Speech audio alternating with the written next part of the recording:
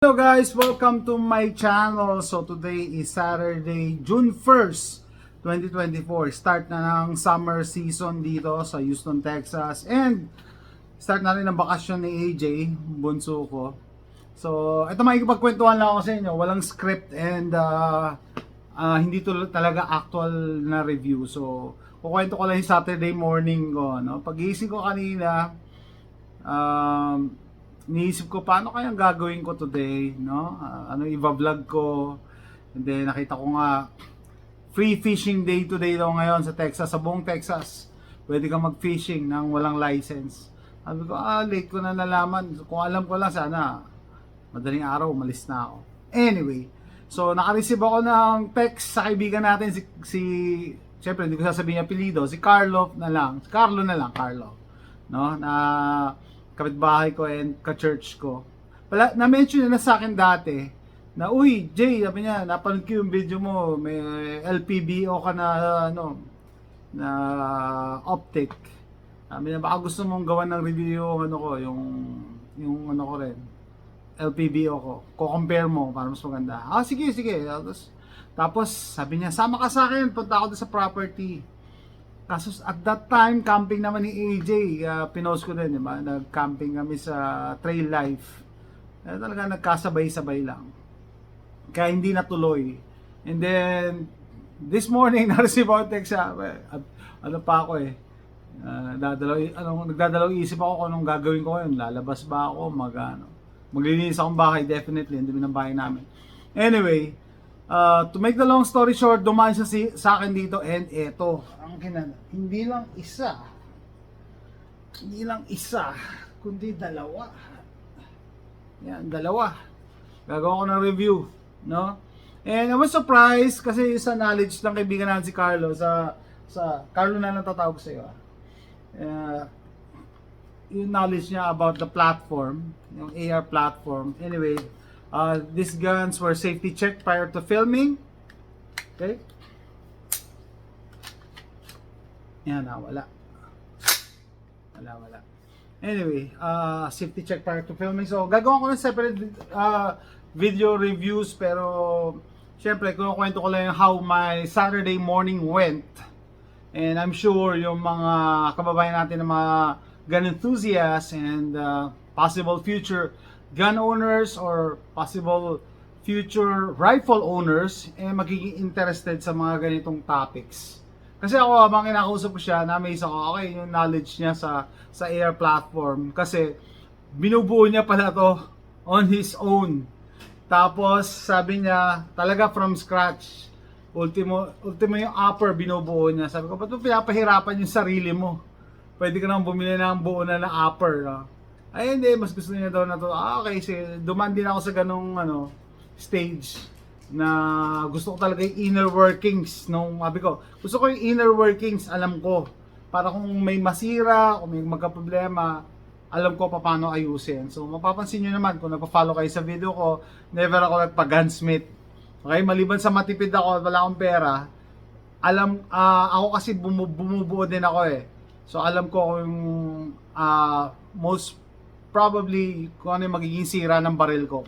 Basta baril ko dapat pag-aralan ko, no, paano gawin.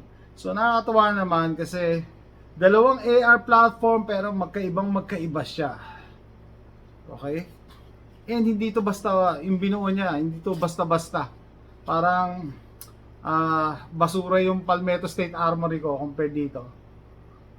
Anyway, napag-usapan din namin. I-share ko lang yung mga napag-usapan namin Sabi ko, okay, yung sa Daniel Defense daw, ayaw niya bumili ng ganong kamahal. Sabi ko, ano ba pinagkaiba talaga ng mga high-end or top tier na ARs? Like, actually, in Daniel Defense, hindi pa nga top tier yan Sabi, ano ba pinagkaiba talaga? No? Sabi ko sa kanya, yung coating. Pero yung Anderson, sabi niya, pwede daw hindi ilube kasi meron din daw silang sort of coating. Okay, pero ako personally, kahit makabili ako ng mga ganong rifle, ilulub ko pa rin. 'Di ba? Ilulub ko pa rin. It doesn't hurt. Lalo na sa AR platform yung lube. Okay? So ibang-iba pati yung sight system nito, ganda. And sabi niya sa akin, napansin mo ba yan tong dalawa? Walang mga backup sites? Sabi ko, "Oo nga no, ba't di ka nagba-backup sites?" Kasi daw, nangyari, ito, prism scope.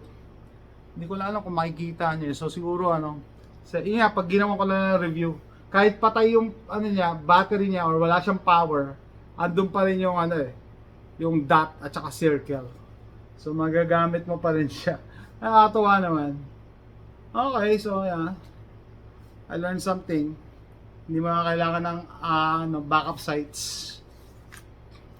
Tapos ito ganun din, yung LPBO, kahit walang power, meron pa ring reticle. May reticle pa rin to. Hindi makukuha dapat yung talaga.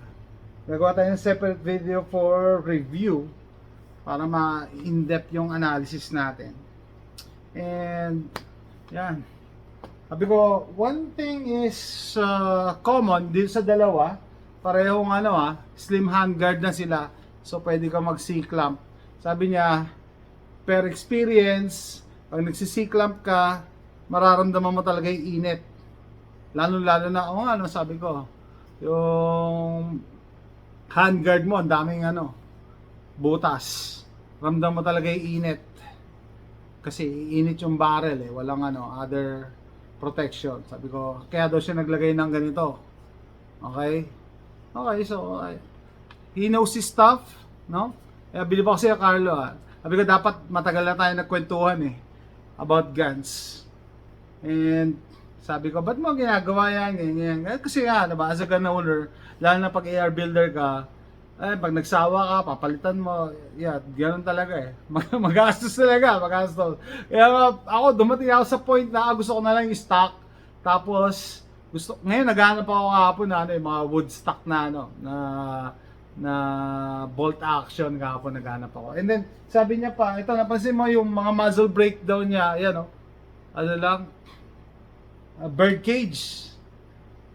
Kasi sabi ko, nung bago rin ako sa AR, yan ang una ko pinalitan. Kanta ko ng Yankee Hill machine, YHM, yung sa akin, parang mas aggressive, mas maganda yung itsura. Pero, ito lang talaga kailangan mo totoo. Ako rin, I agree.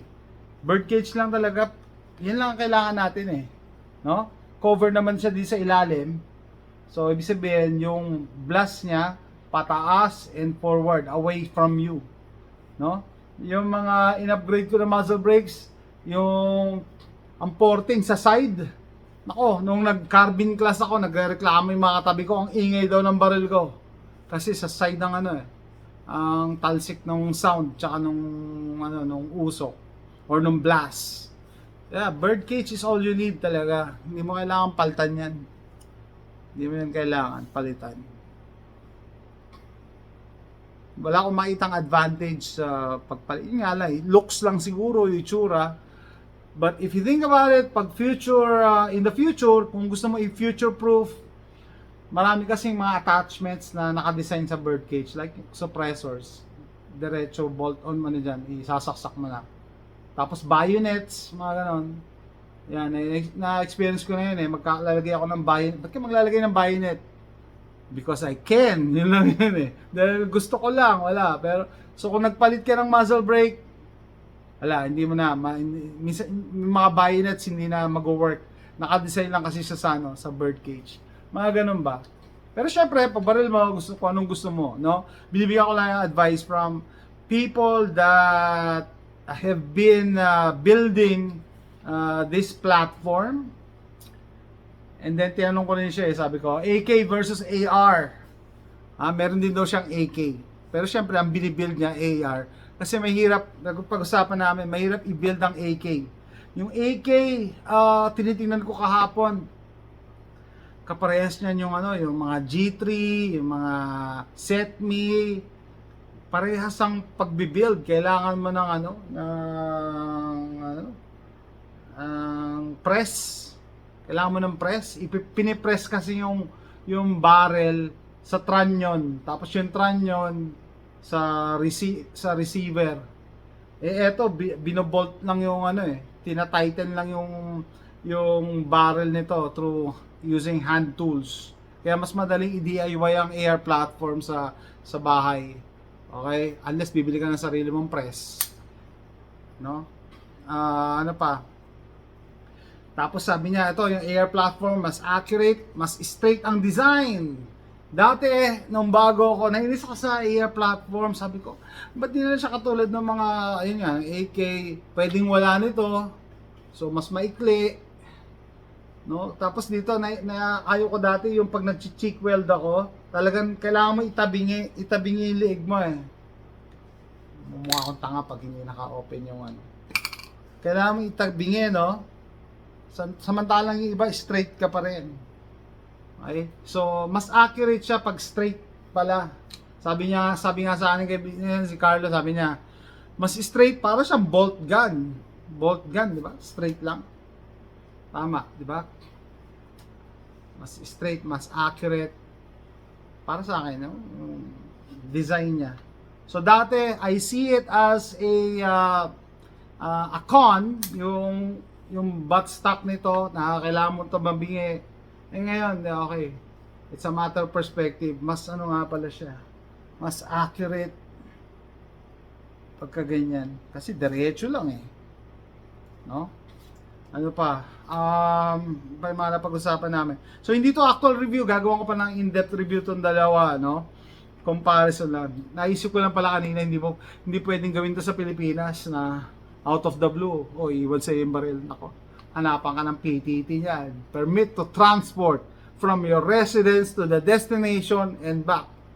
Ay, nako. Isa pa yan sa dapat natanggalin, permit to transport. Anyway, so, ito pa pala, hindi ko pa napakita sa inyo, no?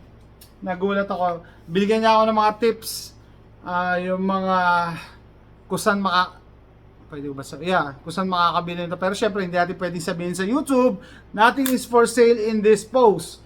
Nagulat ako dun sa mga lower niya, no? Mukhang mamahalin. Kita niyo yung lower niya. Tapos, disregard the trigger, flat face trigger. I think, ano ba to? Laro tactical yata yung trigger na yan. Pero yung lower niya, tignan nyo. Hindi siya yung mga ordinary yung lower design. Kasi, beefed up yung mga ibang parts. Tapos, yung magwell niya, talagang flared yung magwell. No? Mura lang daw yung nakita niya, nabili yan. Dito lang sa amin. Okay? Dito sa pinuntahan ko last time. Sabi ko nga si YouTube kasi napaka-retarded. Ayaw magsabi. And then ito pang kakaiba dito sa barrel na to, built-in yung ano niya, side folder. Sabi ko built-in yung side folder mo Built-in. Galing oh. Galing. Hello. Pero syempre hindi ito puputok na nakaganyan. Pang storage lang siya and for transport. Sabi ko nga, okay, may ganyan pa lang ano. Parang nakita ko na itong lower na to eh. Mahal, sabi ko, hindi, mura lang pala kuha niya. Mura lang. Sabi ko maganda yan sa ano, sa pistol. Talagang maliit lang. Naintriga tuloy ako. Yan ang hirap kasi pagka mapapabili. Diyos ka po. Nakakatuwa naman yung mga binil niya. Kasi nag-build siya from scratch hindi siya bumili na ang complete upper, complete lower, tas pinagsama. Okay? Nakakatuwa kasi yung quality talaga ng build niya maganda. Pati yung mga parts niya, very specific.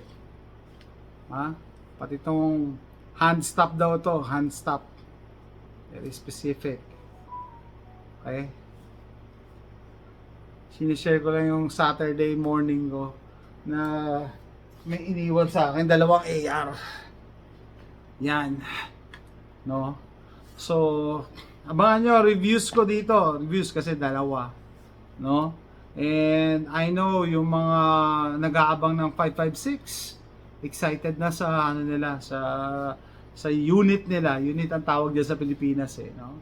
So, ang advice ko, pag nakuha nyo yun, enjoy your unit, pag-aralan nyo muna, huwag nyo munang isipin yung upgrades, saka na yung upgrades, no? Bili muna kayo ng bala and then mag-practice kayo sa range. Sabi ko nga sa kanya, na-differentiate mo ba or na-appreciate mo ba yung mga add-ons na nilalagay mo diyan sa baril mo? Yeah, ano daw. Pagka matagal mo na ginagamit, ma-realize mo, oy, like, ito daw is a very soft shooting. Probably. Pero yung like, Ambi safety, mahal daw itong safety. Nakalimutan ko na yung brand. Mahal daw yan eh. Times 4 daw nung isa safety. Sabi ko, ma-appreciate mo ba yan? Parang overbuilt siya for a safety. Anyway, nakakatuwa lang. Kita nyo. So kung tatanungin nyo ako kung anong AR to, Frankenstein to. Kasi pinagsama, binuo niya to eh. Galing ni Carlo. Hindi ko alam na hindi ko alam na gano'n siya knowledgeable sa baril. To the point na binibuild niya. Sabi ko nga, it's one thing na gun enthusiast ka, bumibili ka ng baril. It's another if you're building your own from scratch. Sabi ko kasi sabi ko, dati nagbi-build ako ng upper, ngayon binibili ko na lang siya buo kasi ayoko magka-problema sa gas block. Gas block lang ang kicker dyan eh. Pag hindi maayos yung pagkakaano mo ng gas block, magja-jump ka. Pero anyway, madali lang naman yung ayusin. So, maganda lang sinasalpak ngayon. Maski yung lower nito, ito nyo. Pati yung naka-Geisel trigger daw siya dito. Yes, very short ang pre-travel. Anyway, sabi ko separate review. Yan, shoutout sa kaibigan natin si Carlo. Ayan, Carlo. Next time, kwentuhan tayo pa. Dami natin na pag-usapan na tungkol sa baril in a very short span of time. And itong video na to is for other gun owners and future gun owners to inspire you, how to operate your weapon, how to build your weapon. May mga nagsasuggest pa nga na, sir, gumawa ka ng tutorial. Bawal na kasi sa YouTube yung tutorial ng pag-build. Pero siguro yung pag-manipulate, lalo na yung mga excited, makakuha ng first 5.56 nila, siguro pwede tayong gumawa. Kasi, napansin ko ito na lang, last na, yung charging handles niya, parehas Ambi. Sabi ko, yung mga veterans ko nakakakilala, kaya ng Ambi, kasi sasabit yan eh. Lalo na pagka naka-sling ka, sasabit, tas meron ka pa rito yung chest rig, sumasabit. Anyway, hindi naman tayo military. Kaya nga sabi nila na yung military grade weapons daw pinagbabawal. Actually, pag yung civilian weapons, mas upgraded sa military grade weapons. Sa totoo lang, GMA 7. Anyway, yan, gising na yung anak ko. May breakfast na siya. Yan. Ito yung isa. Built-in yung folder. Ito naman yung isa. Naka LPVO. Naka Geisel. And so forth. So, if you like this video, please click like and subscribe. See you next time, guys. Bye.